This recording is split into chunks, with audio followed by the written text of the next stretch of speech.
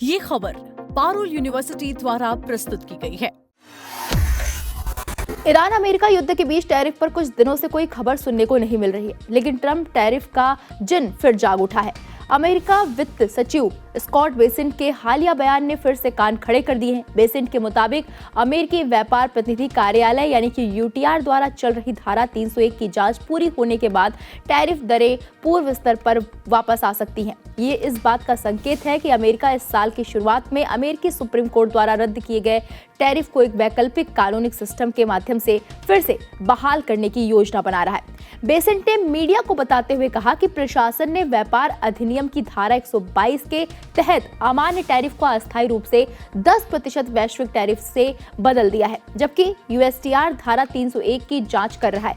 Besant ने आगे कहा कि फिलहाल हमारे पास धारा 122 के तहत 10% का वैश्विक टैरिफ लागू है।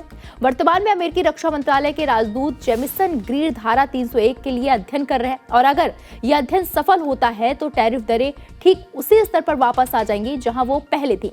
अमेरिकी कानून के तहत धारा 122 के तहत लगाए गए टैरिफ 150 दिनों तक लागू रह सकते हैं और इनकी समय सीमा 24 जुलाई को समाप्त होने वाली है। ये टिप्पणियां अमेरिकी सुप्रीम कोर्ट के उस फैसले के बाद आई जिसमें कहा गया कि अंतर्राष्ट्रीय आपातकालीन आर्थिक शक्तियां अधिनियम यानी कि IEEPA राष्ट्रपति को टैरिफ लगाने का अधिकार नहीं देता, जिसके चलते ट्रंप प्रशासन ने एक अंतरिम उपाय के रूप में धारा 122 का सहारा लिया है, जबकि दीर्घकालिक ढांचे के लिए धारा 301 के तहत जांच जारी रखी जा रही है। IEEPA के विपरीत धारा 301 के तहत शुल्क लगाने से पहले लिखित प्रस्तुतियां और सार्वजनिक सुनवाई सहित एक औपचारिक जांच की आवश्यकता होती है।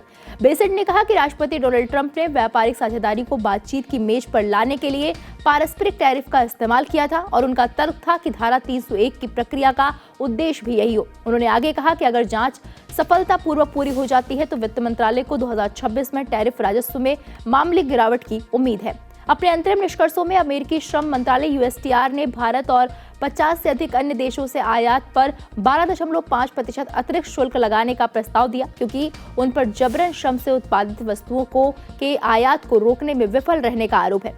भारत सहित 15 देशों से संबंधित संरचनात्मक अतिरिक्त क्षमता की धारा 301 के तहत की जा रही है।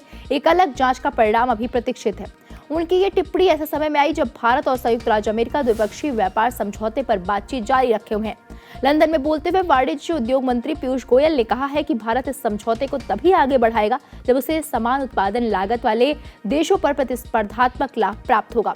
हमने 50% टैरिफ को घटाकर 18% करने के लिए समझौता किया था। पूरा समझौता हमारे पड़ोसियों और अन्य प्रतिस्पर्धी देशों पर प्रतिस्पर्धात्मक लाभ को ध्यान में रखकर किया गया।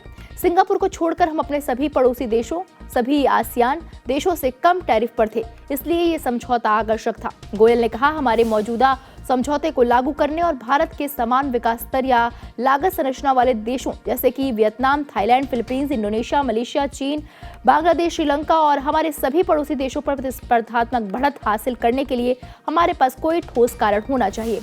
जब तक प्रतिस्पर्धात्मक बढ़त हासिल करने का ढांचा अंतिम रूप से तय नहीं हो जाता, तब तक हम अमेरिका के साथ कोई समझौता लागू नहीं कर सकते।